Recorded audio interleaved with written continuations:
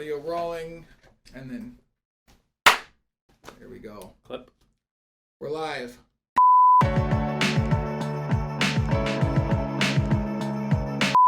First question, what makes a successful business? What makes a successful business? I think a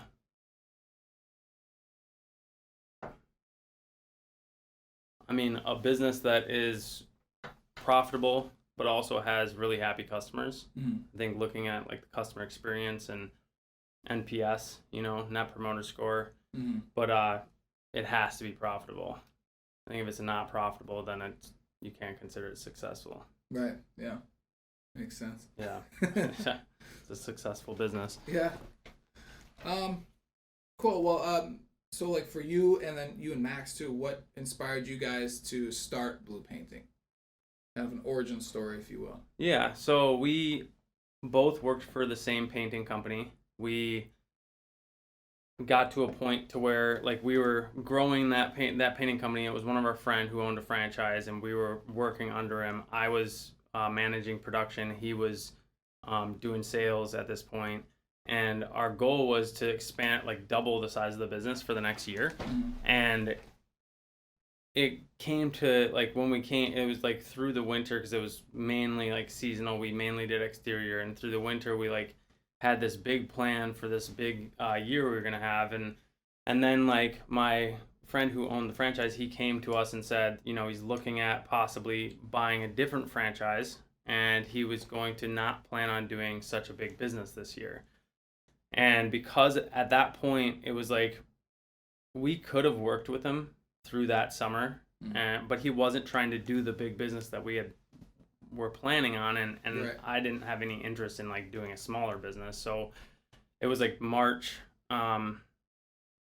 It's probably like March when we started, like it was probably like February when we started putting together like contract proposal, just look at like trying to put together our own company. We had already kind of looked at names and stuff. We came up with a name, and then we just jumped in. It was we had, me and Max together had came up with like maybe 10 different business ideas in the past. We're always thinking business ideas, jotting them down, planning them out, and then we never took the leap. But at this point it was like we were forced to take the leap, and we knew painting, and so I knew how to run a painting business just because I had such a big role at that company. So yeah.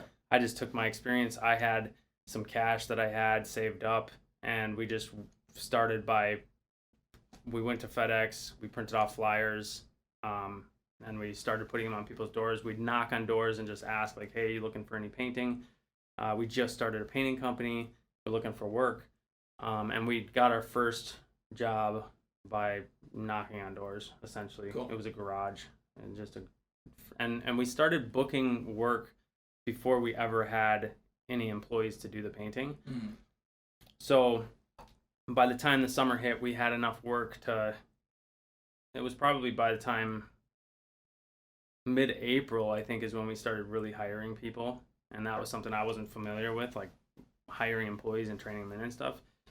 Not as familiar with. So we ended up hiring this one employee who ended up having a friend, and then he had another friend, and it was like we ended up putting a little crew together. Yeah.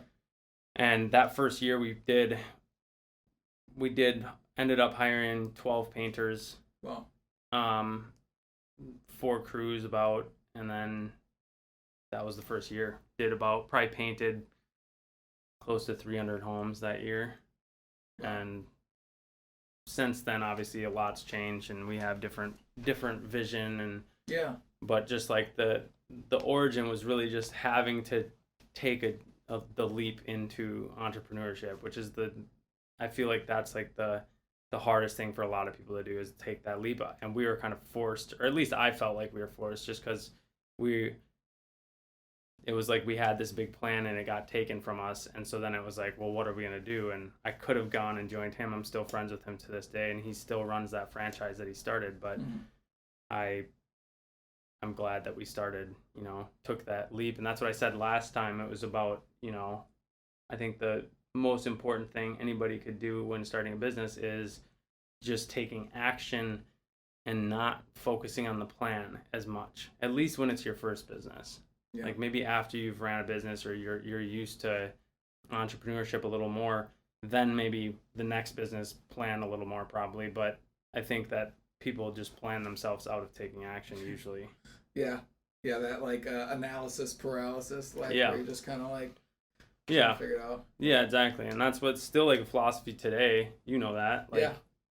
Like try to just like take action.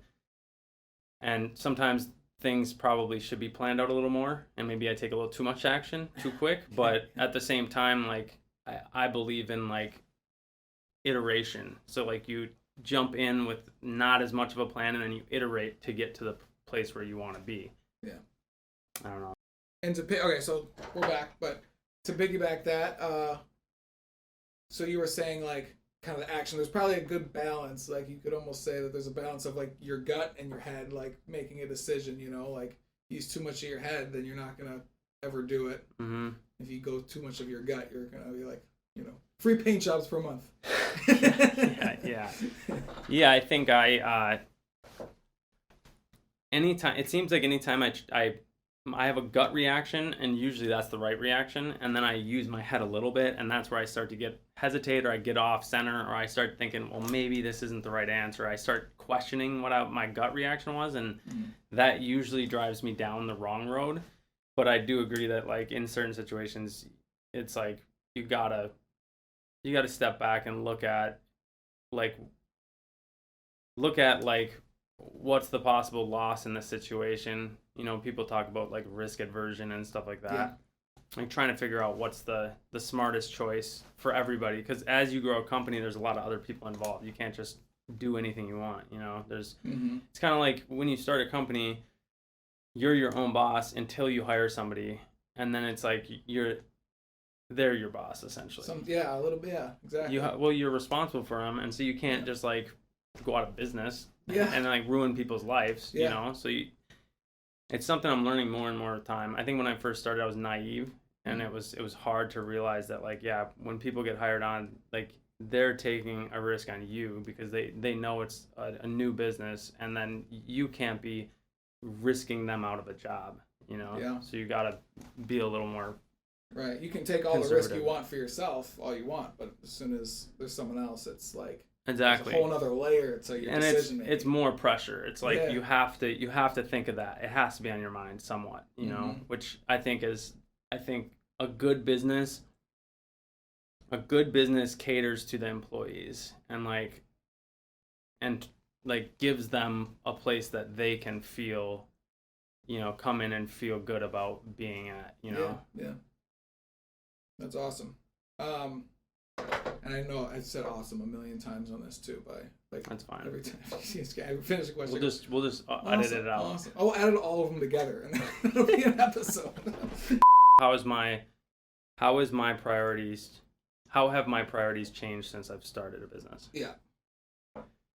I would say probably, obviously, like business seems to come first right now. At least it seems like when you run a business, you always get pulled in, no matter how hard you try not to. Like you can't, like I can't just have normal days. I can't just say I work from this time to this time, because there's going to be times where somebody needs me, or if I lose an employee, I have to fill in the void. I can't just say, well, sorry, I don't have an employee for that. You're not going to get that, So I think my priorities, I think at the beginning I was really all in just because I was all in. That's just what I was doing. And then I learned how to have balance and pull back, where it was like it's all about longevity, and I'm not going to be able to do this super long if I'm working, 15-hour days every single day, drinking tons of caffeine. Mm-hmm. Like I have to take a step back and realize that really like where the goodness comes from, and like the good ideas and stuff come from the gaps. Like the time you take away, it's like even like writing music. Like you think about the time when you're sitting down writing, or when you step away and you're like doing something you like to do outside of that, and you come up with like, it starts bubbling the ideas up. Yeah. So like I've found that like taking gaps is how I like work on the business sometimes. Mm-hmm. But the priority is again, like I said before, is like you when you have employees, you have to cater to the employees, and so you have to do whatever you can to make sure that you have enough money to stay in business. Right. Yeah. And that takes a lot, you know. I think it takes a lot of, like, my goal is to make it feel like we are operating a top line company, and like not having enough staff, I have to then fill in the void to make it feel like that. Yeah. You know. And I don't know. I think in the recent years I've learned how to step away more, like I said, and that is super important to even the health of the business, I think. Yeah. It's like being able to step away. So my priorities have shifted. It's just I'm an obsessive type of person. So being creative and having hyper focus, like I was hyper focused on something else, then I started a business, now I'm hyper focused on this. Yeah. It's just how it goes. I mean, I found that I can only focus on one thing in my life that's like the ultimate focus. And so, like, if I were to go back to writing music, I can't go back to it unless it's going to be the thing I do. Sure. Yeah. Because like I can't like have two things going on that are super important in my life. I only really can focus on one. And that's just what I've found. It's like if I'm super into running a business and that's my focus, I am not super into going to the gym. You know, as much as I try to, but it's not like the focus. It's not the thing that I wake up and I'm like, I'm gonna be super healthy. I'm going to the gym twice today. Like that's because it's gonna, something else is gonna suffer almost. Yeah. Exactly. Yeah. And because it is it's about what are you giving your attention, and that isn't just attention like here in the office. It's like when you're out of the office, what is taking up the real estate in your mind? You know, and if the real estate that if I'm taking like. If I'm thinking about the gym all the time, then I'm not thinking about the business all the time. And like if I'm not thinking about the business, even if I'm not here, if I'm not thinking about the business, it will suffer over time. You have to be obsessed about it. Yeah. Yeah, it has to be like a passionate, Exactly. That's what people use, passion. That's, I guess, the word for it. I say obsessed, it's a passion, I think. Make it sound a little nicer. It's not crazier. Yeah. Yeah, no, and it's like as much as people like the idea of like being able to like put their brain in a Tupperware while they do one thing and then the next thing, you know, like super compartmentalization. It's kind of like the things that you do what you focus on in the between times of things is like what your passion is, right? So yeah, yep. Like you might have to really focus on, like for me, like I have kids, you know, so like I'm focusing, like when I'm sitting down with their homework, I can't be thinking of other things. I have to think about like, how am I doing this? But at the same time, when I move from this to the next thing, I'm thinking of like a million ideas to like I with working here, like that's like all the in between times is I'm always thinking of like ideas. Marketing ideas. Yeah, marketing. Yeah. And it's like, so like that's like my in between. That's a good way to put it. Yeah. That's a good definition. I wonder what the real definition of passion is, because that's it. Well, yeah, I'm gonna write it down. Yeah. You should. Yeah. You should write that down. Okay. The camera should turn towards you, and you should say it again. No, but that's a really good point, because it is. That's how I've always thought about it, as just like focus. Like I can only do one thing because I have to be all in on it. But it really is just because there is gaps in between things, and what are you spending time thinking about when you're not doing other stuff? Yeah. I'll make a quote out of it. Let's go. Yeah. But you kind of illustrated that. It's like, you know, you're doing all these different things. You're trying to, you know, being healthy and everything like that, and you have like different. You have different things that you consider passionate about. Mm-hmm. But then it's like, what fits in between? That's cool. Yeah. All right. Let's see. Where is this going here? Well, this is actually a cool question here. It's how do you establish your business's? How did you establish your business's culture?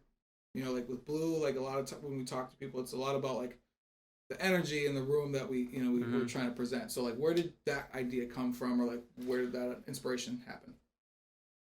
I think like culture more so is like an embodiment of the people in the company. So I think that more so it's not something I came up with. I wasn't like, I want this culture, let's do it.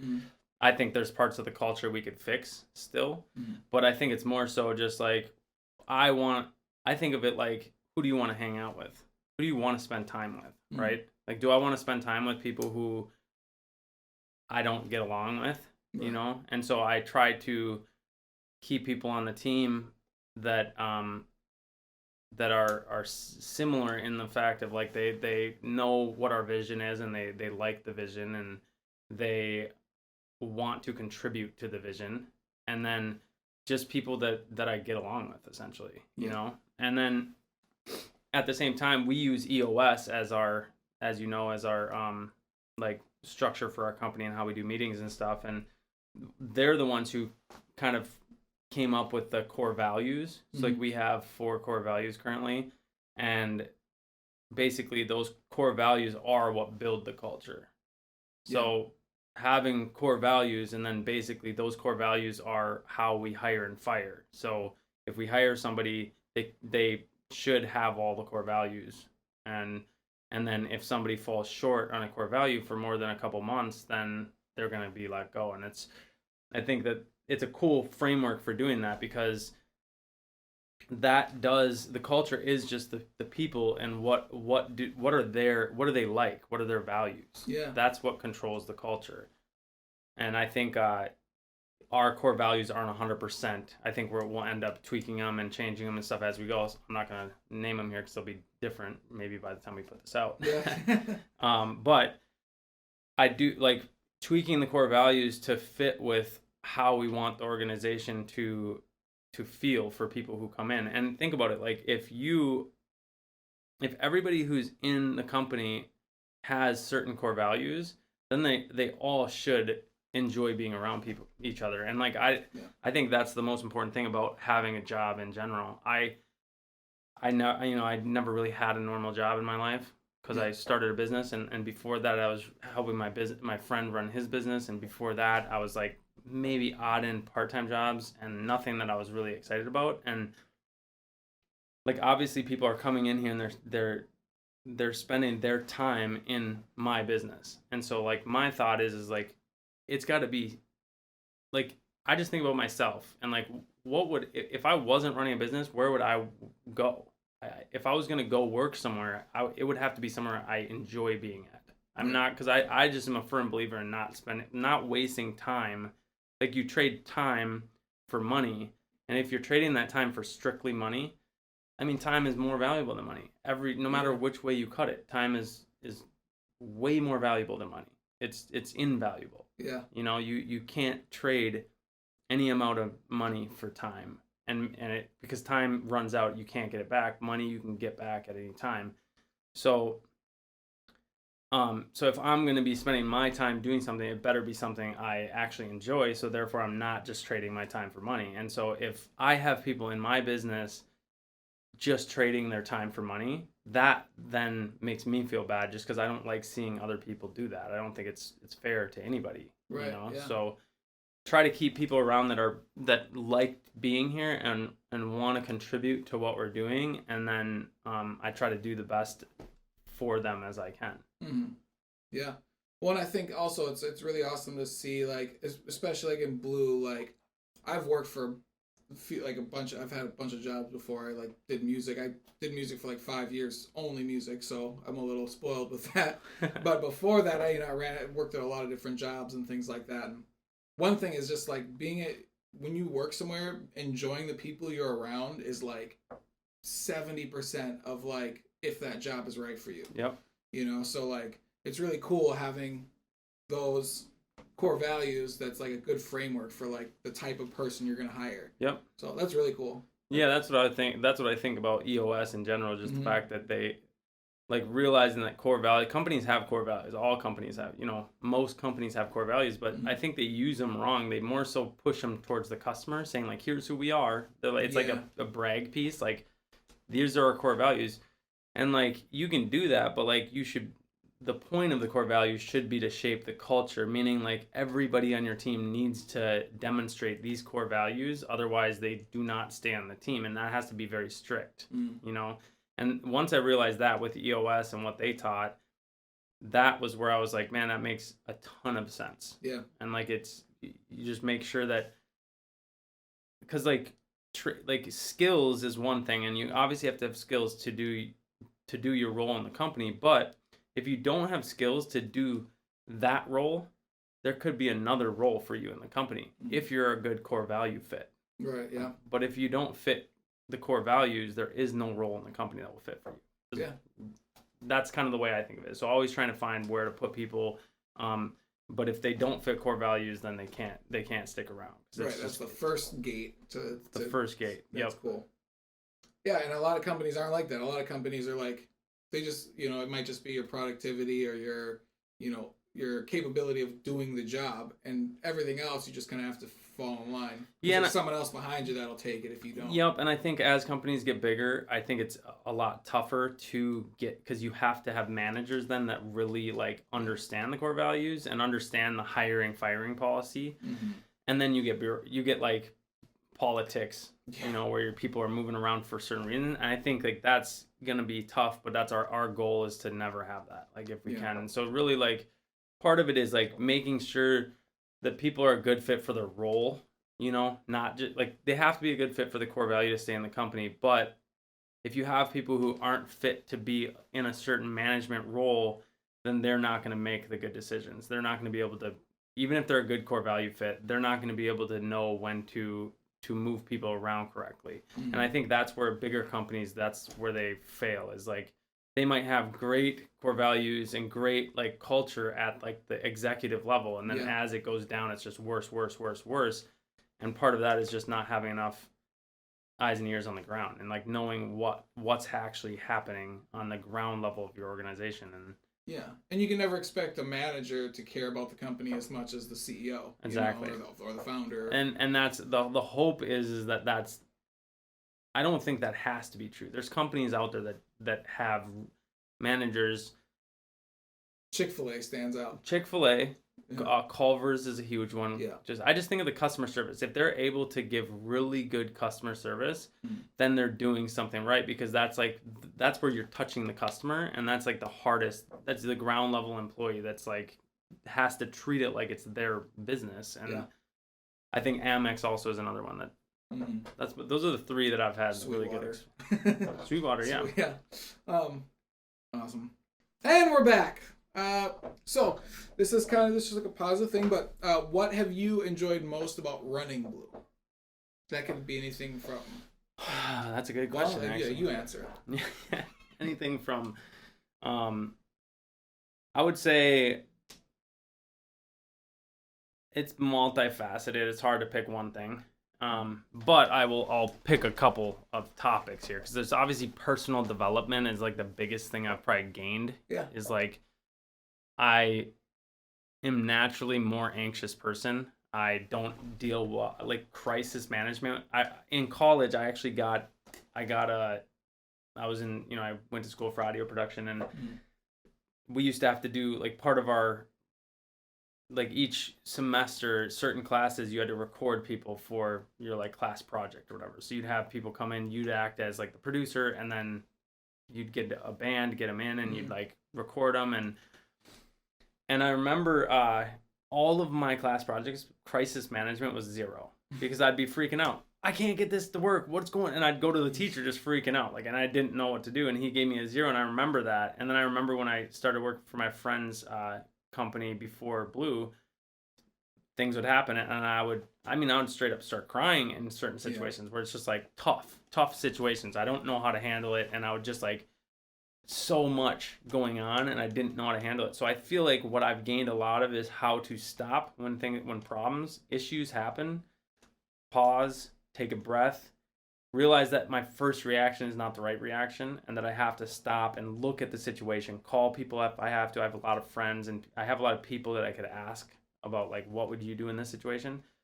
And then get a good consensus of what a good next action is. Yeah. And I think that is huge for me, because I think now my crisis management would be at least at a 7, whereas I'm not kidding, it was at 0 every single time. I had other good things, but it was like always crisis management was 0. Yeah. And like that stood out to me. So I think I've learned how to like manage a lot without it affecting my emotions. I've learned how to become more stoic, which is something I practice, is like stoicism, where it's like I try to let, like, if big things happen that are like would have me melting down, I try to just like compartmentalize. I try to separate myself from it and just like take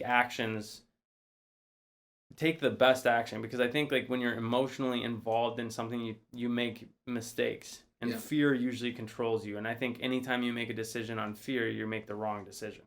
I would say anytime you have fearful thought and then you make a decision, it's the wrong decision, because you haven't taken time to actually like figure it out. So that would be like the biggest thing I've gained from it. I think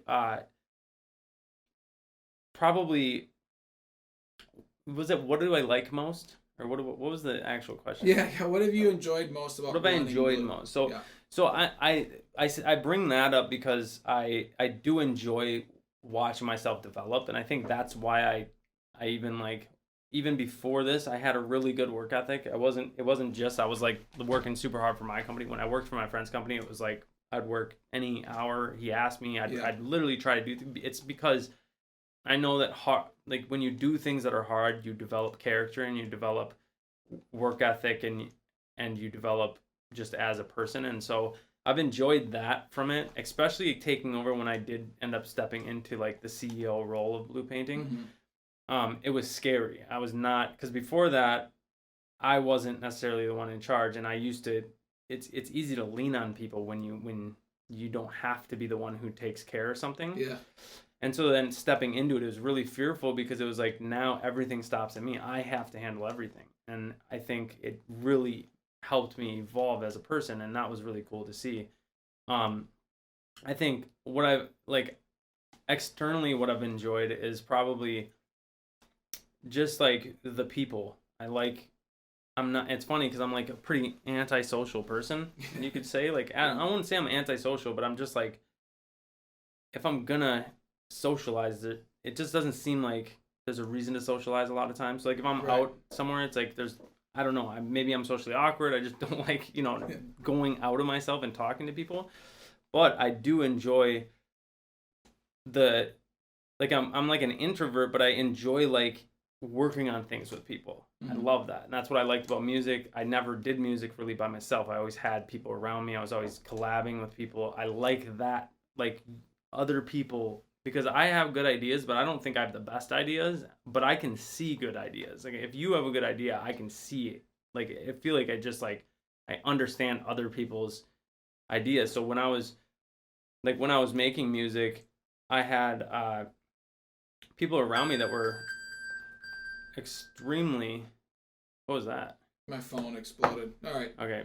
My bad. Sorry. It's a weird sound. Really interrupting I don't know what happened there. So when I was making music, I had people around me that were really talented, and like being able to see their talent. I feel like I was really good at seeing talent and like taking people who didn't have opportunity, didn't even have a place to record, and like bringing them into a place to record, and like building them into somebody who could like actually like make beats or make music. And so in business, I feel like that's what I enjoy. I like finding people's strengths and bringing them in, and like being able to collaborate with them. And then ultimately, like we have our core purpose or whatever, and essentially like it's empowering people. That's what it boils down to, is like giving people opportunity, like changing people's lives through opportunity. And I think because that's how I came up, like I had no experience in business. I never had not even a management job. All I had was bottom level jobs, and nothing I was super excited about. And then my friend took a chance on me and gave me a management position, and like basically said, like, gave me the keys and just said, here you go, like do whatever you want, essentially. And I helped him kind of build it up. So that opportunity like developed me. And I think a lot of people don't get opportunities. They just don't get opportunities. People won't look at them and say, this person can possibly do this, even though they don't have the skills yet to do it. And I look at people and I say, everybody's equal. I look at everybody equal. Really, just like when I talk to you and like what you, like how you portray things, like I can tell if you're able to through a lot of coaching and training and developing, if you have the underlying skill set to like do something at this level. Yeah. And then I like giving opportunities, basically just saying like, here you go, and empowering them and seeing them take it, because like ultimately, like I really want to change people's lives. People who come into the company, I want to be able to change their life and have them go start an even bigger and better company. You know what I mean? I don't, it's like, to me, it's all about us. We're all humans and we're all here trying to do our best on this planet. And I feel like if I can help other people like see what it is in themselves that they can do and find their passion and what they're good at, because at the end of the day, like, you can't work in your passion 100% of the time unless you're already rich or your passion makes you money, right? Otherwise, you have to stop and go get a job that you're maybe not passionate about. So I would like to help people find their passion and then like find how to turn that into something that then they can either, it's whether it's in the company and they come in and they work for us and then they're like, oh, I'm passionate about this and I'm going to work here forever because I'm passionate about this. Or they find out how to do things differently to where then they can take their passion and run with it and make money off it and keep going, because that's what my experience has been, essentially. So it's cool. It's like personal, like you're into like the personal development business to a degree. You know what I mean? Yeah. Because really, if you have your product, you know, you're painting houses, and obviously the end goal is to have happy customers. But like, I bet you like the best way to do that is like having like people who are doing the work, like doing it with like because they like to do it. Yeah. And then it's like that the product builds itself. You're just in here developing. And that's why I like the tagline, your home, our canvas, because that was obviously, I didn't come up with that tagline. I wish I did. Yeah. We had a company that came in and did some brand, like rebranded us. Yeah. I came up with the first logo and the name, and I actually hate the first logo, even though it's pretty similar. I hate it. I hate the first color. I hate it. I wish I could like it, but I made it, and I at first I liked it, and then I saw what they made, and they came up with your home, our canvas. And it was after interviewing a couple people in the company to see kind of what we all thought the company was going after. And the main thing is like passion about what you do. And if you think about it, like your home, our canvas, like somebody who's painting is passionate, right? Like if you're talking about art, right? Yeah. And so it does come back to just having people that are super passionate about what they do. And whether that's in the office or on the job site, you're right. It's if you are passionate about what you do and you're able to live in your passion, and you feel like even if you're not passionate about what you do here, but this is allowing you to develop in a way to where you're able to do your passion on the side, you're going to be a better employee. You're going to be better customer service. You're going to care about the customers more. Yeah. Because ultimately that's our vision, and if people align with our vision, then when they go out and talk to customers, it's going to be in essentially with the company in the back of their mind the whole time. So yeah, that's cool. Yeah, that again, like kind of going back with the culture thing too. That's like the same thing. It's like developing that culture, and then also just like the thing that you enjoy most about running it is like the people that you're able to like interact with. Yeah, that's what a business is. Maybe that's what answers the first question. Yeah. What makes a successful business? Well, I was going to say, so if you cut it down to black and white, what makes a successful business is profit and then having happy customers. But a business really, I saw something Richard Branson? Yeah. From the Virgin. Yeah. So he has a quote, and I don't know if it's a quote or like I just read something where he talks about it, but basically a company is just a group of people. That's all it is. It has nothing else. It's just a group of people, and as long as you can have the people in it, like you treat them like humans, like people. You know what I mean? Like have people that come together for one common goal, and they're all here to do the same thing. And I think that what makes a successful business would probably really thinking about comes back to like talk to the employee. It's got to be profitable, because unfortunately it's not successful if it's not profitable. Long company. The successful short company.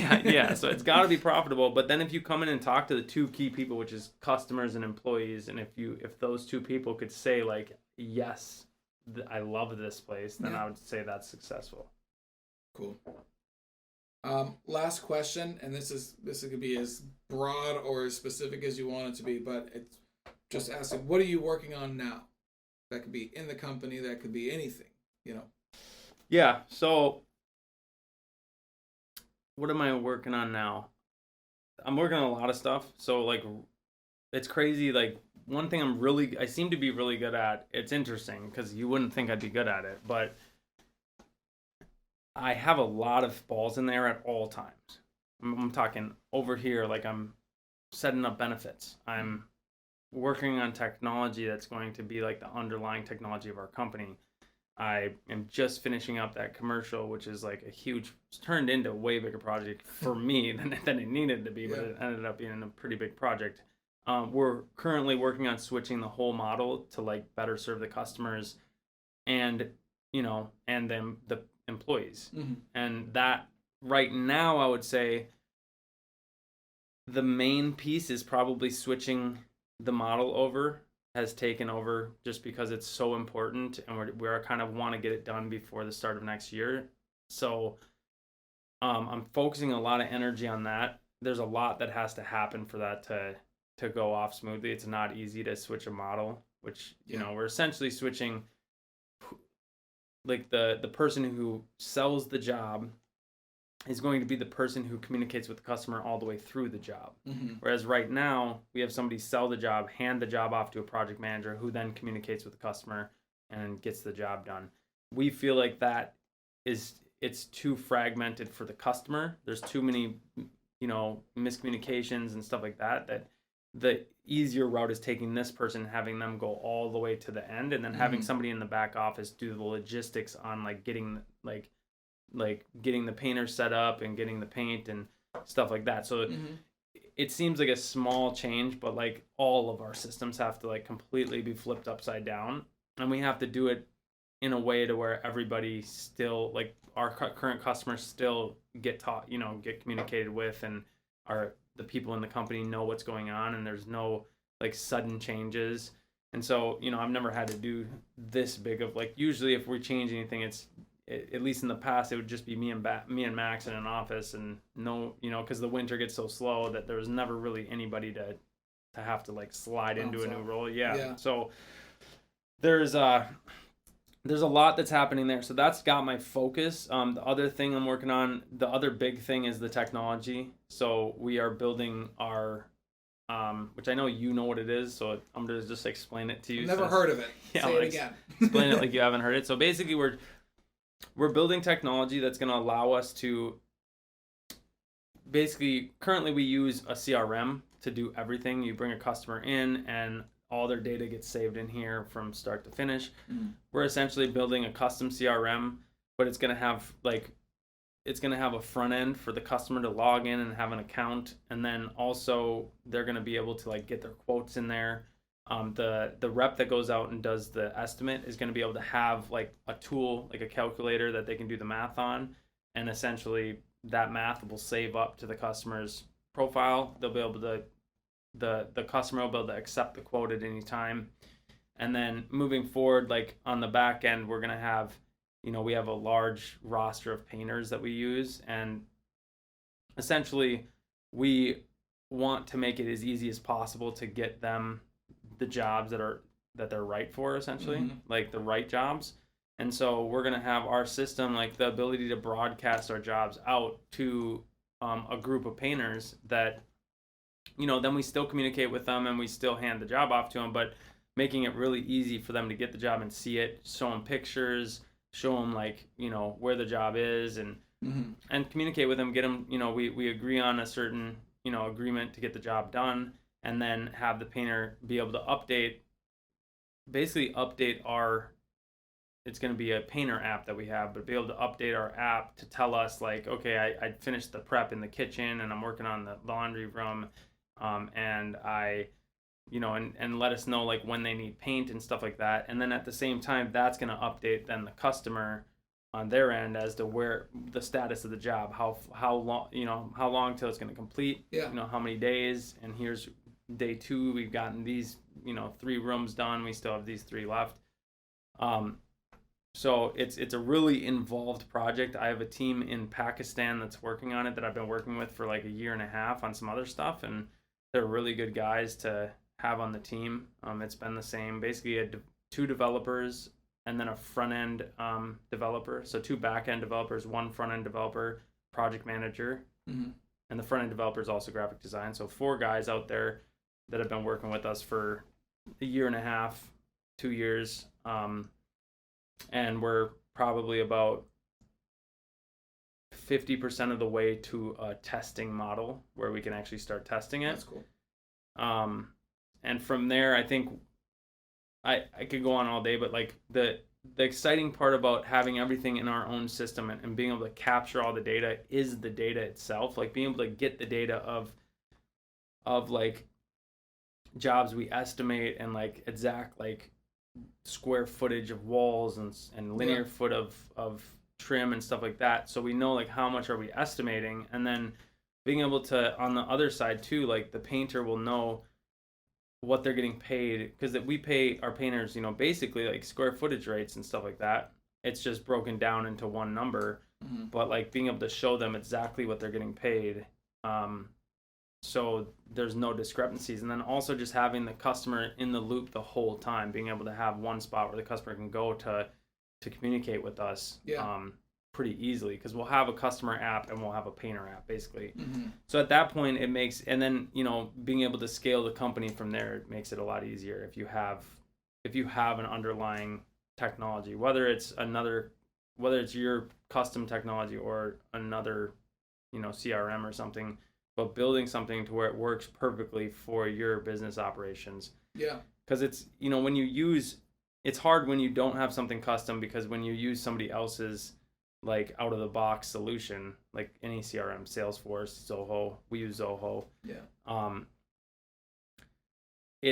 You basically cater your bit, like think about it, like you have this like ideal business in your head, how you want it to run, and then you make sacrifices in different areas because you can't do it with the current technology you're using.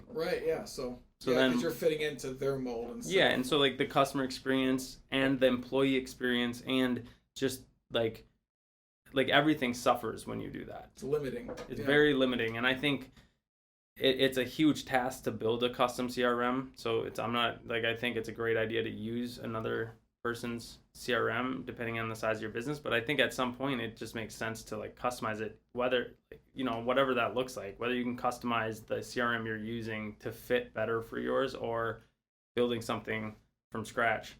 I do think though building it from scratch is, remember I talked about like the reality distortion field and how like you never know how hard something is until you like are in it.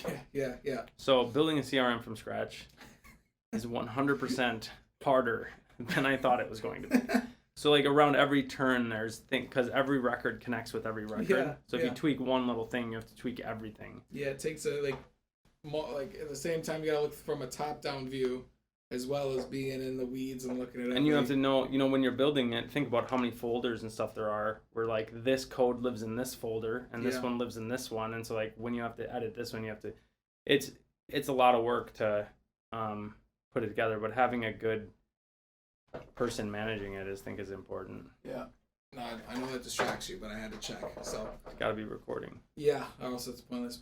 Well, that's the last. Sounds like you got a lot to work on right now, so I'll let you go. But and plus my computer battery's about to die, so then that's it. This has been an episode of the name that we'll figure out later. The nameless video. There it is. Perfect. All right. That was a good one.